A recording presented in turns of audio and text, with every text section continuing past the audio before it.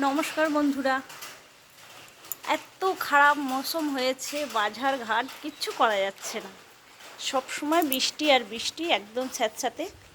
কিচ্ছু করার নেই, কিছু তো রান্না করে খেতেই হবে বন্ধুরা। বাজারও হয়নি, কি করব কি ভেবেছি আজকে এই মুসুরির ডাল দিয়ে একটা তরকারি করব। মুসুরির ডাল ভিজিয়ে রেখেছি, এবার মিক্সি করে নেব বন্ধুরা। ডালটা বাটা হয়ে গেছে, একটা ডিম দিয়ে দিলাম বন্ধুরা, একটু জিরে গুঁড়ো, লঙ্কা গুঁড়ো, স্বাদ মতো লবণ, একটু হলুদ। এবার এটাকে আমি ভালো করে মেখে নেব।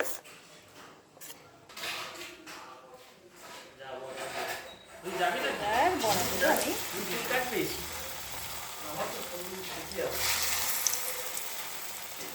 গাড়ি বের কর।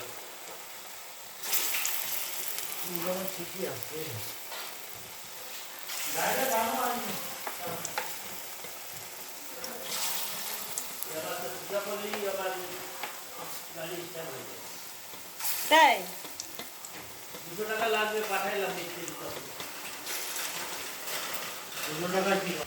বড়াগুলো কিন্তু খুব বড় বড় করেই আমি করেছি। আর ডিম দিলে না একদম ফেটে যায়, বড়াগুলো আরও সুন্দর বড় বড় হয়। কত সুন্দর বড় বড় হয়েছে না বড়াগুলো, দেখুন একদম টোপা টোপা হয়েছে আর খুব নরম, কিন্তু একদম সফট। ঝোল করলে কিন্তু আরও সুন্দর লাগবে। লঙ্কা মশলাটা